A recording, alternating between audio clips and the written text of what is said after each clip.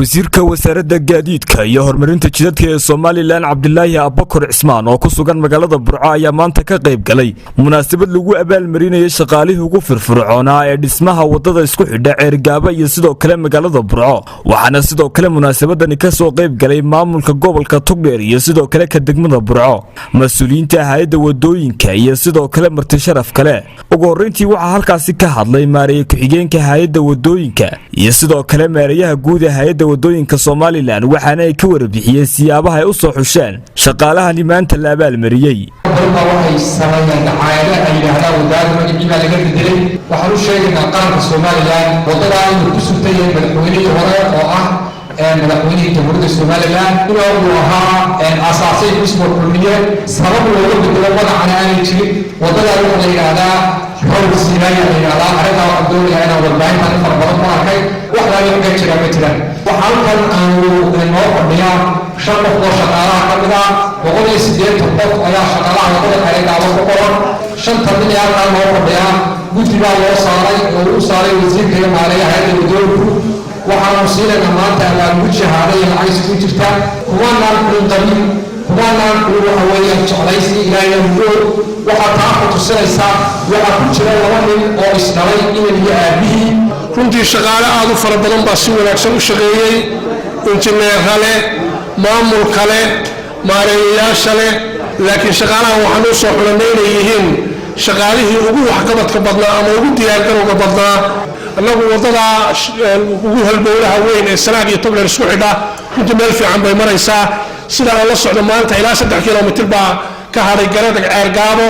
wadadii waa gabagabo sidoo kale intii munaasabadani socotay waxa iyaguna halkaasi ka hadlay maayirka magaalada Burco Maxamed Yuusuf Cabdiraxmaan Muraad barasaabka gobolka Togdheer Xamse Maxamed Cabdi iyo sidoo kale qaar kamid ah marti sharaftii ka soo qayb gashay munaasabadan waxaana ay bogaadiyeen hay'adda wadooyinka iyo sidoo kale wasaaradda gaadiidka iyo horumarinta jidadka shaqaaluhu shaqadiisa hagaajiyaa way fiican tahay mas'uulkuna inuu kala garto ninka shaqadiisu 100% tahay iyo kay 90% tahay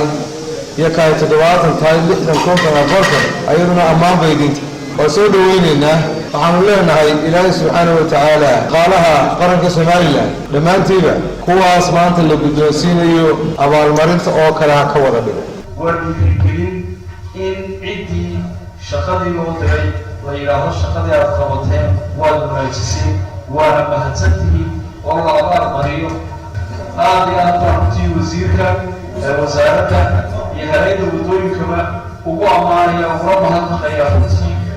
abaalmarinta ay sameeyeen waxaan aad iyo aad runtii halkan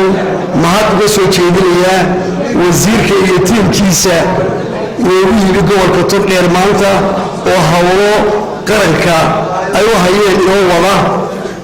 aad baan runtii ugu mahad celinaya waxaan halkan soo dhaweynaya hambalyo baa soo jeedinayaa wasiirka wasaaradda wadooyinka iyo gaadiidka Cabdilaahi Abakar maareeyayaasha wadada shaqaalaha wadada kulligiinba waxaan leenahay gobolka Togdheer ku soo dhawaada marka hore dadka soo shaqeeyay ummadda u soo shaqeeyay jaayisooyinka la siinayo Allah idin barakeeyo wasiirka aad baa bariga looga amaanay wasiir Cabdilaahi waxaan ugu ducaynaynaa xilka habayso qaybta roodiska ama in muraad loo dhiso ama in ku dhiso aad iyo aad bay shaqadaasi noogu socotaa runtii arrinta dhiirigelinta shaqaalaha waa arrin aad iyo aad muhiim ah oo shaqaalaha niyadooda iyo hamigooda iyo higsigooda kor u qaadaysa ugu dambeyntii waxa munaasabadani soo gabagabeeyay wasiirka wasaaradda gaadiidka iyo horumarinta jidadka Soomaaliland Cabdilaahi Abakar Cismaan isagoona wasiirku ka warbixiyay qorshaha xilligan ay wado wasaaraddiisu isagoona wasiirku sheegay in xilligan wasaaraddu dib u dhisayso garoonka diyaaradaha ee magaalada Burco iyo sidoo kale wadada isku xidha magaalada Oodweyne iyo sidoo kale magaalada Burco runtii waxaan ugu faraxsanahay inaan joogo munaasabadan aynu maanta ku abaalinayno shaqaalihii ugu fiicnaa sanadkii 2019 runtii mashruuca wadada Ceergaaba Burco la yiraahdaa magaceedu waa wasiilada Haw wadadaas waxay ku dhamaanaysaa waa degmada Burco marka dhamaanto ku dhamaanaysaa Burco runtii waxaan leeyahay waa mashruuca ugu ballaaran ay Soomaaliland qaad ku hayso waxa kaloo iyada lafteeda mashruuca ku xigi doona marka mashruuca soo dhamaado ay dawladdu gacanta ku haynaysaa oo mashruuca burcod weyne Hargeysa toban cisho ka hor madaxweynaha jamhuuriyadda Somaliland waxaan ka wada hadlaynay mashruuca airportka ee burco waxaan rajaynaynaa insha Allah haddii la ka dhigo sanad ingiriisa waqtiga